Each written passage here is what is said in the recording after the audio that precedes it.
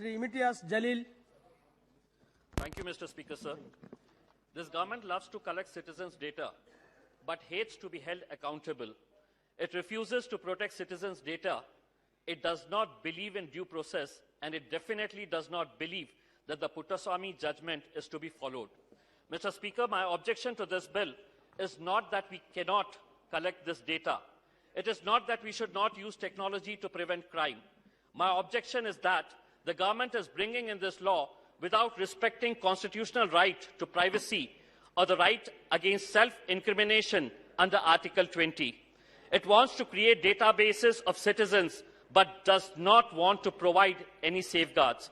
For example, Mr. Speaker, NCRB is being empowered to maintain a database of measurements collected under this bill.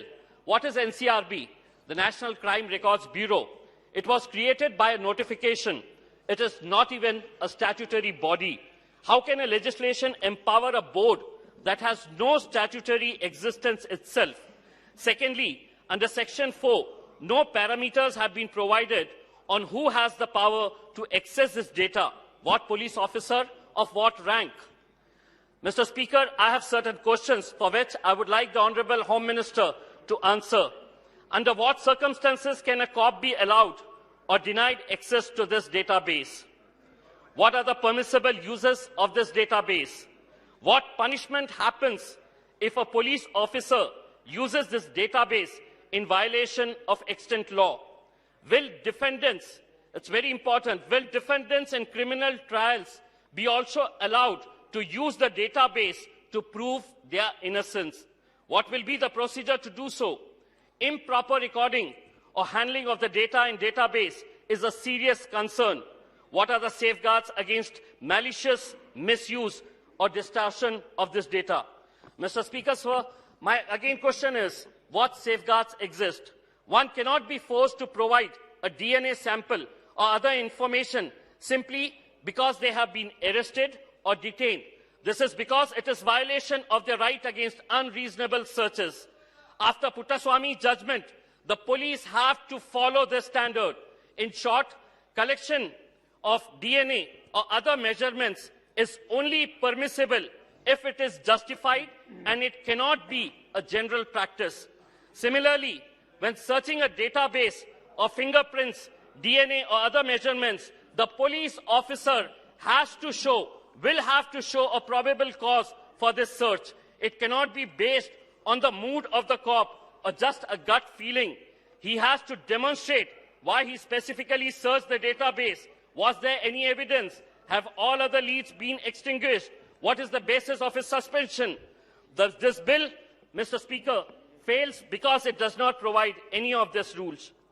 Is NCRB prohibited from connecting these databases to other databases, such as the Aadhaar database?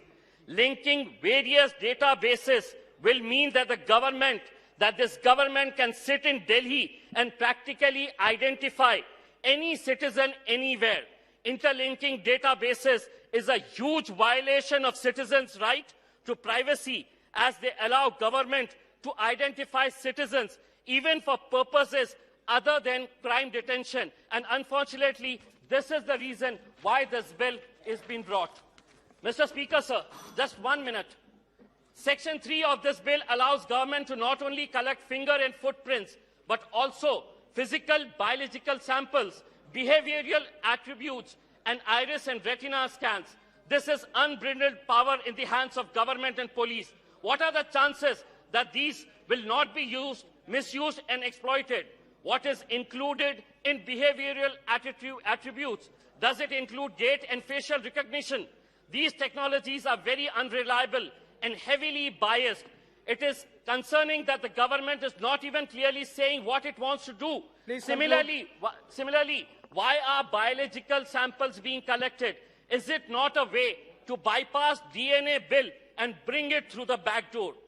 Preventive detention suspects and arrestees are not criminals. Just 1 minute, sir. There is a presumption of innocence. On what grounds are you collecting their information?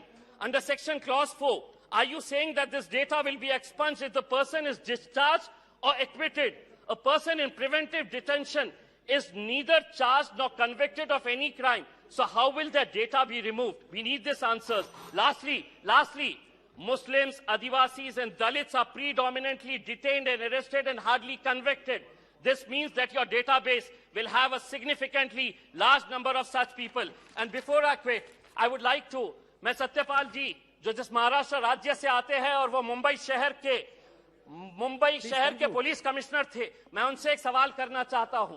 अगर आप ये bill लेकर आ रहे हैं तो उसी महाराष्ट्र राज्य की एक सीनियर आईपीएस ऑफिसर रश्मि शुक्ला जी, जिसका मैटर अभी कोर्ट के अंदर गया, अपने विपक्ष के नेताओं के खिलाफ वो किस तरह से गैर कानूनी तरीके से फोन टैपिंग का मामला सामने आया है। अगर आपको यही करना है तो ऐसे कानून लाने की जरूरत क्या है? आपकी सरकार तो जो चाहे जिसे चाहे अंदर करने का अगर तय कर ली है तो वो कर रही है, तो ऐसे कानून हमारे को ये यहाँ पर क्यों? श्रीमती अपराजिता